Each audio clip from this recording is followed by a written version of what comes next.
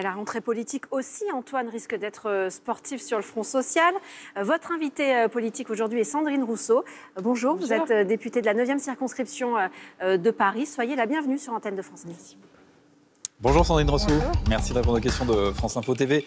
Évidemment, on va revenir sur ce qui s'est passé hier à Washington, avec cet entretien dans un premier temps entre le président américain Donald Trump et Volodymyr Zelensky, le président ukrainien. Pas de scène d'humiliation comme la dernière fois en février, et surtout une annonce importante. Donald Trump confirme, et les Européens aussi, qui étaient présents, qu'il y aura une rencontre, un face-à-face visiblement, entre Vladimir Poutine, le président russe, et son homologue ukrainien, sous 15 jours à peu près. Est-ce que vous considérez que c'est une avancée, que les deux hommes doivent se rencontrer et que peut-être enfin la paix pourrait être signée dans ce contexte-là ? Alors, les deux hommes doivent se rencontrer. Après, ce qui est en train de se passer, c'est vraiment un partage des ressources de l'Ukraine. Il ne faut pas se leurrer sur la réalité, au détriment de l'Ukraine. Et en fait, pour la première fois, Trump laisse un peu une ouverture pour que l'Ukraine ait son mot à dire dans le processus de paix. Et moi, ce qui me fascine dans cette affaire, parce que l'Ukraine est une zone de réserve de ressources naturelles énorme. Il y a du graphite, il y a du lithium, il y a du manganèse, il y a du cobalt. Et en fait, c'est ça qui est sur la table actuellement. C'est pour ça que la Russie prendre des territoires à l'Ukraine. Mais surtout, ce qui me fascine, c'est à quel point le caractère d'un homme, c'est-à-dire Trump, selon son humeur, selon qu'on le flatte ou selon qu'on le fâche, détermine l'avenir d'une partie du monde. Et en fait, il souhaite pas la paix, Donald Trump, pour vous ? Donald Trump veut des conquêtes territoriales. Lui, c'est quelqu'un qui n'a aucune espèce d'état d'âme vis-à-vis de l'Ukraine ou de ses habitants. Ce qu'il veut, c'est des ressources. Ce qu'il veut, c'est un deal avec Poutine sur les ressources qu'il y a en Ukraine et en Alaska. D'ailleurs, ils ont déjà fait au Groenland, ils ont déjà fait le partage, un accord commercial sur les ressources en janvier. Donc en fait, il y a vraiment cette volonté pour Trump de continuer et d'être dans une prédation, d'être dans une conquête territoriale de ressources. Donc voilà, c'est... Donc pour vous, hier, il n'y a pas eu d'avancée. Le fait que les deux hommes, Poutine, Zelensky, se rencontrent, et peut-être qu'on ait après une réunion à 3 avec Trump, voire les Européens, Emmanuel Macron a demandé ça, que les Européens soient aussi présents lors de cette réunion. Il parle de réunion à 4. Ça, c'est pas une avancée pour vous ? C'est une avancée dans un contexte de prédation territoriale, dans un contexte de capitalisme prédateur, dans un contexte qui est prêt à faire la guerre pour avoir des ressources. En fait, c'est ça le sujet. Et vraiment, la question qui nous est posée à nous, Européens, c'est participe-t-on à cela ou assure-t-on à l'Ukraine un espace démocratique d'autodétermination et d'entrée dans l'Union européenne ? Et si nous allons dans cette voie-là, alors il nous faut nous passer du gaz russe, il nous faut mettre des sanctions supplémentaires, passer un cap dans les sanctions vis-à-vis de la Russie. Il n'y a que comme ça, Poutine ne comprend que le rapport de force. Poutine est un homme du rapport de force. Et où est-ce qu'il est, notre rapport de force, là, en fait ? Donald Trump et les Européens ont quand même dit qu'ils seraient impliqués dans les garanties de sécurité de l'Ukraine. Oui, mais impliqué dans les garanties de sécurité... Oui, mais c'est un point positif. Jusqu'à présent, Donald Trump ne le disait pas. Il y a des points positifs dans cette rencontre. Il y a le fait que Donald Trump ait arrêté d'humilier Zelensky. Il y a le fait qu'il y ait cette perspective de rencontre entre Poutine et Zelensky. Il y a des points positifs. Mais enfin, là, on n'est pas... Pour moi, cette rencontre ne permet pas de monter le rapport de force indispensable à faire plier Poutine. Et là, il n'y a rien qui nous permet d'aller vers là. Donc, c'est ce qui m'inquiète. C'est-à-dire que Poutine ne respecte jamais sa parole. Donc, il peut dire qu'il y aura des garanties de sécurité, puis finalement ne pas le respecter. Et qu'est-ce qu'il faudrait faire, alors, selon vous ? Parce que les Européens sont quand même revenus dans le jeu. Ils étaient hier à Washington. Ils se sont exprimés. Emmanuel Macron a dit que si Poutine ne respectait pas, finalement, les accords de paix, si des accords de paix venaient à être signés, il faudrait reprendre les sanctions contre la Russie, voire les amplifier.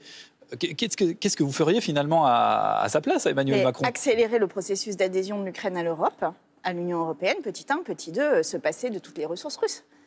Voilà, faire un véritable embargo de la Russie. Donc le gaz le gaz, et l'uranium et tous les échanges avec la Russie. Et là, on aurait un véritable rapport de force. Là, l'Europe serait un acteur majeur et ne serait pas juste... ne s'inviterait pas de force à la table de Trump. En revanche, il y a une question qui n'a pas du tout été abordée. Hier, c'est justement le partage de ces territoires, des territoires ukrainiens. Est-ce que ça, c'est un problème selon vous ? Donald Trump et les Européens semblaient dire que cette question serait abordée lors de la rencontre justement entre Vladimir Poutine et Volodymyr Zelensky. Est-ce que ça aurait dû être abordé dès hier, selon vous ? C'est le sujet principal. en fait. C'est quelle est la capacité de l'Ukraine à garder son territoire et qu'est-ce qu'on met dans la négociation. Et en fait, là, aujourd'hui, la Russie occupe des territoires. Rien n'est dit sur ce qui allait se passer sur ces territoires-là. Est-ce qu'il y a un plan de retrait de la Russie? Est-ce qu'il y a une acceptation de l'occupation de la Russie? Ou est-ce qu'au contraire, on va au-delà de ce qui est déjà conquis pour avoir des parties complètes de l'Ukraine? Bon, voilà, tout ça n'étant pas abordé, pour moi, l'essentiel n'a pas été posé sur la table. C'est-à-dire qu'en fait, on est dans un espèce de numéro de flatterie de Trump, qui, à mon avis, est assez ridicule d'ailleurs, mais on n'est pas dans un rapport de force, c'est ce que je vous disais. C'est-à-dire qu'on n'a pas posé les éléments du rapport de force, que ce soit sur la solution, que ce soit sur la manière de faire plier Poutine. Donc bon, voilà, je regarde ça, je me dis que sans doute ça va aboutir quand même à quelque chose, j'espère, en tous les cas, pour le peuple ukrainien qui subit cette guerre de manière très intense. Mais aujourd'hui, je ne suis pas extrêmement optimiste sur l'issue de ce processus. Alors, on va parler du budget de cette rentrée sociale qui s'annonce un petit peu chaude pour le gouvernement. Juste avant, sur le budget des armées, Emmanuel Macron parle d'une menace existentielle russe. Il souhaite doubler le budget des armées ici en France. Est-ce qu'il a raison ? Et enfin, moi, on a déjà fait une loi de programmation sur l'armée. Plus on finance des armes, plus on monte notre armée, plus on se dirige vers un processus de guerre. Moi, je ne suis pas pour ça. Les écologistes ont toujours été pour la paix et je pense que la manière de faire la paix est aujourd'hui plus une question de ressources qu'une question d'armée. Et en fait, nous ne prenons aucun virage, nous ne prenons aucune mesure économique qui nous permettrait de faire cette transformation qui nous ferait moins dépendre du gaz, moins dépendre du pétrole, moins dépendre des ressources rares qui sont dans certains pays, notamment l'Ukraine. Et en fait, cette absence de transformation fait que la seule issue possible, et ça je voudrais vraiment le poser parce que c'est très grave en fait, c'est-à-dire que là le système libéral capitaliste que nous avons aujourd'hui n'a plus de légitimité auprès de la population puisqu'on sait que nos enfants n'auront pas de meilleure situation que la nôtre, etc. Donc en fait les deux seuls moyens, c'est soit la transformation radicale de ce système, c'est la décroissance, la sortie de ça, soit au contraire l'accélération de ce système vers un projet nationaliste et donc de guerre. Et en fait, à la fin, quelle est l'option que nous choisissons? Emmanuel Macron nous emmène vers le projet de tension et de guerre. Moi, je voudrais que nous prenions l'autre option. Voilà, ce sont deux projets radicalement différents. Et plus nous armons, plus nous aurons envie d'utiliser ces armes à un moment. Sandrine Rousseau, on a parlé donc du budget des armées. On va parler du budget tout court, et de cette volonté du gouvernement de trouver un peu plus de 43 milliards d'euros d'économies. François Bayrou a présenté ses orientations budgétaires au 15 juillet. On est d'accord, les écologistes censurent le gouvernement dès la rentrée. En tous les cas, moi je le censurerais sans aucun doute. Après, nous n'avons pas encore eu de réunion de groupe des députés écologistes, mais je ne doute pas un instant que le groupe censure ce gouvernement. Vu les annonces qui ont été faites cet été, il n'y a aucune raison de ne pas censurer. Et j'invite les socialistes à ne pas se tromper. C'est-à-dire que là, les 40 milliards d'économies, les arrêts maladie, les 2 jours de travail en plus, la suppression des crédits à peu près partout, sauf là où c'est nécessaire. En fait, il y a quand même une volonté de mettre le peuple sous pression, de le priver de droits fondamentaux. Je n'imagine pas que le PS laisse passer ça. Les écologistes donc devraient censurer en tout cas le gouvernement à la rentrée, à l'automne, en tout cas pour le budget. Est-ce que vous rejoignez, comme la France Insoumise, ce mouvement qui appelle à bloquer, à paralyser la France à partir du 10 septembre prochain? J'avais co-signé une tribune il y a plusieurs semaines, bien sûr.